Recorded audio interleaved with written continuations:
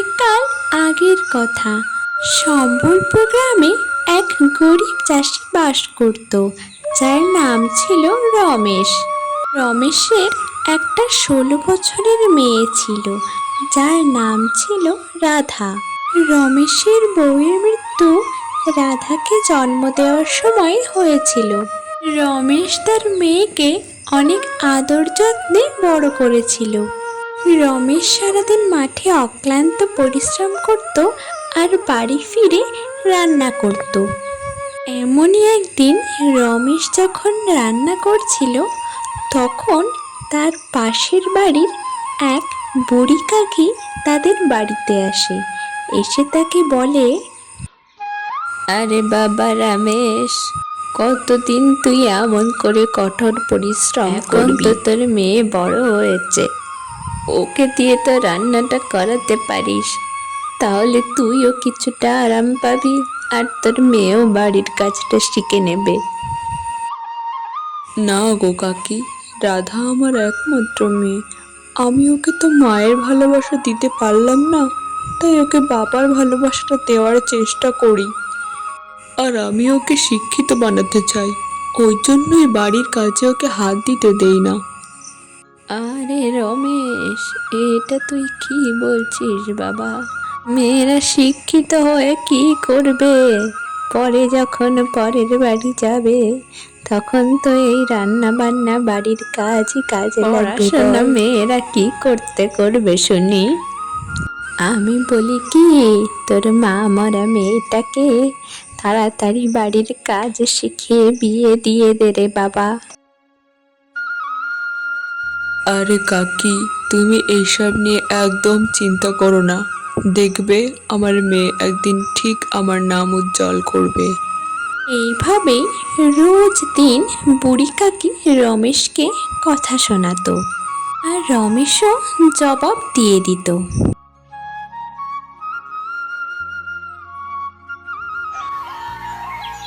একদিনের কথা, রাধা তার বাবাকে বলে, বাবা, গ্রামের সবাই ঠিকই বলে, এখন আমাকে রান্না শেখাটা উচিত।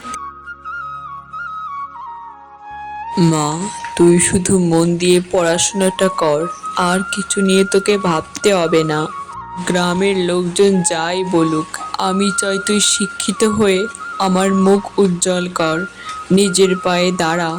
এই বলে রমেশ মাঠে চলে যায়। রমেশ সারাদিন মাঠে অক্লান্ত পরিশ্রম করে, আর কাজ শেষে যখন সে বাড়ির উদ্দেশ্যে রওনা হয়, তখন হঠাৎ মাঠে একটা সাপ চলে এসেছিল। রমেশ সেই সাপটিকে দেখতে না পেয়ে তার মাথার উপরে পা দিয়ে দেয়, আর সাপটিও রমেশকে তখন কামড়ে দেয়। যন্ত্রণায় ছটফট করতে থাকে। তারপরে তখন গ্রামের লোকরা এসে বলে, আরে ভাই, এটা কি হলো? রমেশ তো মারা গেছে, আর ওর বউ তো ওর আগেই মারা গেছে। রাধা তার বাবাকে এই অবস্থায় দেখে জোরে জোরে কাঁদতে থাকে আর বলতে থাকে, বাবা, তুমি ছাড়া তো আমার এই পৃথিবীতে কেউ নেই। এখন তুমিও চলে গেলে আমি এখন কার মুখ চেয়ে বাঁচবো বলো তো? তখন একটা 7 বছরের ছেলে ছোটু রাধার পাশে আসে আর তাকে বলে, দিদি, আমারও তো মা বাবা নেই রে, আজ থেকে আমি আর তুই একসাথে থাকবো, তুই চিন্তা করিস না রে দিদি।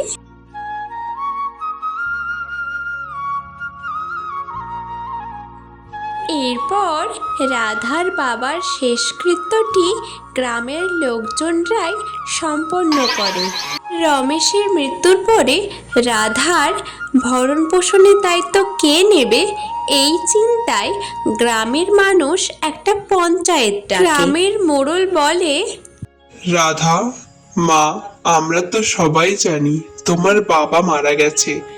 তোমার বাবা আমার খুবই ভালো বন্ধু ছিল, তাই এখন আমাদের খুবই চিন্তা হচ্ছে যে তুমি এখন কি করে একা থাকবে, কি করে খাবে।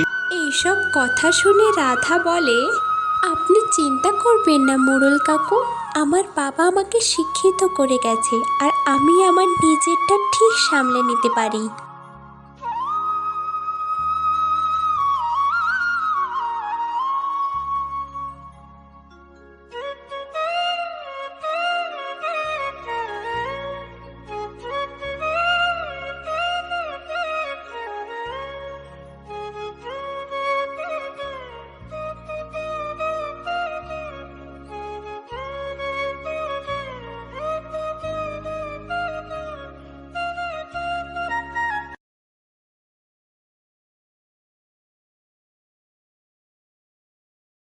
এরপর রাধাও ওই গ্রামটি ছেড়ে চলে আসে, আর রাধার সাথে আসে তার ছোট ভাই ছোটু।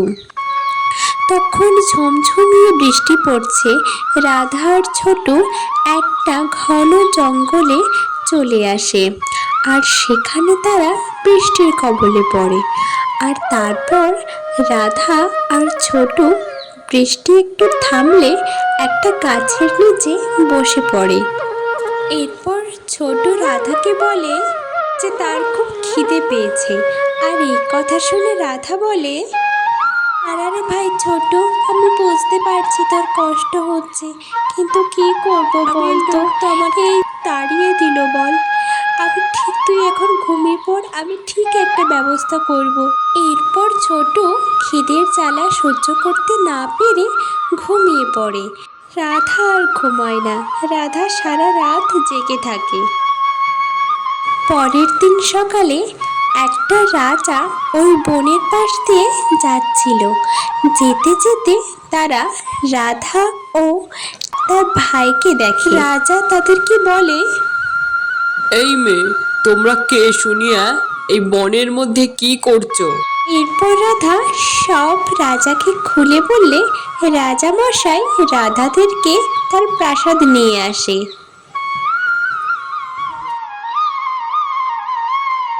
তোমরা আজ থেকে আমার প্রাসাদে থাকবে। কিছুদিনের মধ্যেই আমাদের রাজপ্রাসাদে একটা খুশির সংবাদ আসতে চলেছে। রানীমা গর্ভবতী।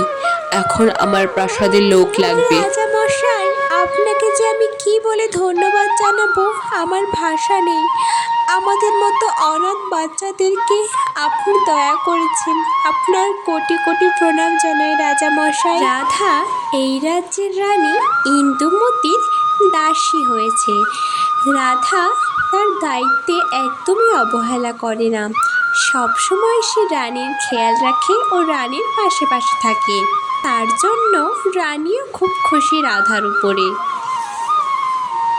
এইভাবে রাধা ও ছোট খুব ভালোভাবেই সুখে শান্তিতে রাজমহলে বাস করতে থাকে। এইভাবে কেটে যায় অনেকগুলো দিন। আর সেই দিনটা খুব শিগগিরই চলে আসে, যখন রানীমা তার ফুটফুটে একটা ছেলে জন্ম দেয়। এই সুখবর রাজার কানেও চলে যায়। রাজামশাই, আপনার একটা সুখবর দেওয়ার আছে, আপনার ফুটফুটে একটা ছেলে হয়েছে। সত্যি দাসী, আমার ছেলে হয়েছে, আমি বিশ্বাসই করতে পারছি না। দাসী, তুমি কি চাও বলো, আমি সব তোমাকে দেব। কিন্তু আপনার ছেলেকে যদি কালকুঠুরি থেকে জল এনে না দেওয়া হয়, ও হয়তো আর বাঁচবে না। রাজা তার ছেলেকে বাঁচানোর জন্য কালকুঠুরিতে যেতে রাজি হয়ে যায়। আর সে যখন কালকুঠুরির জল আনতে যাচ্ছিল, তখন রানীমা তার পথ আটকে তাকে বলে, আপনি দয়া করে যাবেন না কালকুঠুরিতে জল আনতে। আমার বাচ্চা সত্যি বলছি সুস্থ আছে, ওর কিচ্ছু হবে না। আগের একটা সন্তান আমি কালকুঠুরিতে হারিয়েছি, আর আমি সন্তান হারাতে চাই না। আপনি দয়া করে আমার কথা বিশ্বাস করুন, আমি সত্যি কথা বলছি। রানীর এইসব কথাতে কোনোই কাজ হলো না। রাজা তার সন্তানকে বাঁচানোর জন্য সে কালকুঠুরিতে চলে যায় জল আনার জন্যে। এরপর রাজামশাই রাজপ্রাসাদের থেকে বেরিয়ে আসে। হাঁটতে হাঁটতে সে একটা গভীর জঙ্গল পেরোয়। গভীর জঙ্গল পেরিয়ে সে পৌঁছায় সেই কালকুঠুরি নদীতে। সেখানে পৌঁছাতেই সেই কালকুঠরি নদী থেকে একটা রাক্ষসী বেরিয়ে আসে। রাক্ষসীটি রাজাকে বলে, এ রাজা, তুই এখানে কি করছিস? এখানে যে আসে তার মৃত্যু অবশ্যম্ভাবী। রাজা ডাইনিটিকে তার সব কথা খুলে বলে যে সে কেন সেখানে এসছে। আর রাজাকে মারার জন্য রাজার দিকে এগিয়ে যায়। তখন পিছন থেকে রাধা এসে ওই শঙ্কুনিটার দিকে একটা হলুদ আলো ছুঁড়ে মারে, আর শঙ্কুনিটি ওখানে চলতে শুরু করে, মৃত্যু হয়ে যায়। আর রাজা তখন তার জীবন বাঁচানোর জন্য রাধাকে ধন্যবাদ জানায়। রাজা আর রাধা জঙ্গলের পথ ধরে প্রাসাদের উদ্দেশ্যে রওনা হয়। প্রাসাদে এসে রাজামশাই রাধাকে তার জীবন বাঁচানোর জন্য তার অর্ধেক সম্পত্তি দিয়ে দেয়